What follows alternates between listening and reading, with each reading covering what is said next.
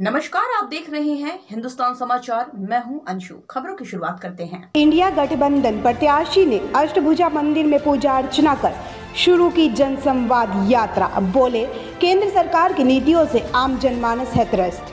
आपको बता दें कि इंडिया गठबंधन से भदोही लोकसभा क्षेत्र के उम्मीदवार ललितेश पति त्रिपाठी की जनसंवाद यात्रा प्रतापपुर विधानसभा के जंघई अष्टभुजा मंदिर में पूजा अर्चना करने के बाद शुरू हुई। यात्रा जंघई बाजार से शुरू होकर छतौना में संपन्न हुई। जगह जगह पर लोगों ने इंडिया गठबंधन प्रत्याशी ललितेश पति त्रिपाठी का फूलमालाओं से जोरदार स्वागत किया। इस दौरान उन्होंने आमजन को संबोधित करते हुए कहा कि समाजवादी पार्टी कांग्रेस, तृणमूल कांग्रेस, आम आदमी पार्टी एक समान विचारधारा की पार्टी है, इसलिए हम लोगों ने गठबंधन करके चुनाव लड़ने का निर्णय लिया ताकि भाजपा सरकार के 10 साल के कुशासन को हटाकर महंगाई, बेरोजगारी, भ्रष्टाचार से आम जनमानस को राहत दिला सके। भाजपा सरकार पर निशाना साधते हुए उन्होंने कहा कि भारतीय जनता पार्टी की सरकार द्वारा पिछले 10 साल से लगातार जनता को लूटा जा रहा है। शिक्षित नौजवान बेरोजगार है। इस सरकार में भ्रष्टाचार चरम पर है। किसानों को अपना हितैषी बताने वाली इस सरकार में किसानों का हाल सबसे बुरा, लेकिन सरकार लोगों को धर्म जाति में बांट रही है।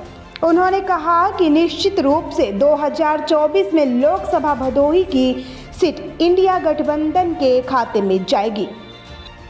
अभी डोर टू डोर हम नहीं कहेंगे, गांव-गांव जा रहे हैं और जंघई से आज सवेरे शुरू किया है और निश्चित रूप से इस प्रतापपुर क्षेत्र ये समाजवादी पार्टी का गढ़ रहा है। यहाँ पे मैं जिस तरह का प्रेम और आशीर्वाद जनता से प्राप्त हो रहा है, मुझे पूरा भरोसा है कि प्रतापपुर ही नहीं, भदोही ही नहीं, बल्कि पूरे उत्तर प्रदेश में इस बार गठबंधन के साथियों को अप्रत्याशित जीत मिलने जा रही है। बड़ा मुद्दा है। निश्चित रूप से मैं प्रतापपुर के लिए बहुत चिंता और बहुत चिंतित रहा हूँ यहाँ पे, क्योंकि ये कालीन उद्योग से भी नहीं जुड़ा है जिस तरह से भदोही के अन्य विधानसभा जुड़े हैं, और यहाँ पे कोई बड़ी उद्योग, कोई बड़ा कारखाना इस विधानसभा क्षेत्र में नहीं है। तो निश्चित रूप से यहाँ के नौजवानों के भविष्य के लिए एक यहाँ पे किसी तरह का कारखाना होना चाहिए और वो लड़ाई हम लोग आगे चल के लड़ेंगे यहाँ के नौजवानों के लिए। ये क्योंकि प्रयागराज जिले का पड़ता है, शिक्षा का जितना यहाँ पे जितनी सुविधा होनी चाहिए वो मुझे लगता है वो भी कुछ कमोबेश अन्य विधानसभाओं के युवा, विशेष करके इस भदोही विधानसभा के युवाओं ने मुझे अपना भाई मान लिया है। मुझे ये महसूस हो रहा है, उन्होंने हाथों हाथ ले लिया है। आधा चुनाव तो वो खुद ही लड़ रहे हैं मेरा। जिस तरह से वो चट्टी चौराहे पे, मैं ये नहीं कहूँगा प्रचार कर रहे हैं, मगर वो चर्चा कर रहे हैं मेरी, और उनकी जो जितना उत्सुकता से मुझसे मिल रहे हैं, मुझे पूरा भरोसा है कि हम लोग कंधे से कंधे मिला के ये लोकसभा क्षेत्र की लड़ाई, चाहे चुनाव की हो चाहे चुनाव के बाद की हो, हम लोग एक साथ मिल के लड़।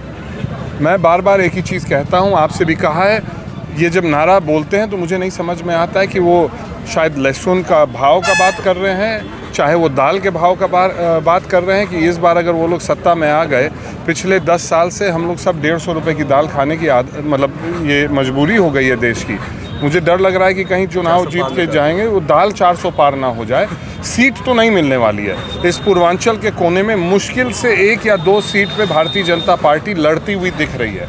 मैं पश्चिम और अन्य प्रांतों के जो अभी तक जो वहाँ से रिपोर्ट आ रही है, उसमें भी नहीं लग रहा है कि कोई भाजपा के पक्ष में कोई बहुत बड़ी, हम लहर भी नहीं कहेंगे, हम कहेंगे कि कोई भाजपा के पक्ष रखने वाले लोग नहीं मिल रहे हैं। जब आप गांव में जाते हैं, जब आप मार्केट में जाते हैं, तब नहीं मिल रहे हैं। धन्यवाद। तो अभी तक की खास खबरों में बस इतना ही। बाकी की तमाम छोटी बड़ी खबरों से जुड़े रहने के लिए देखते रहिए हिंदुस्तान समाचार, क्योंकि सच देखता है हिंदुस्तान। देखते रहिए हिंदुस्तान समाचार, क्योंकि सच देखता है हिंदुस्तान।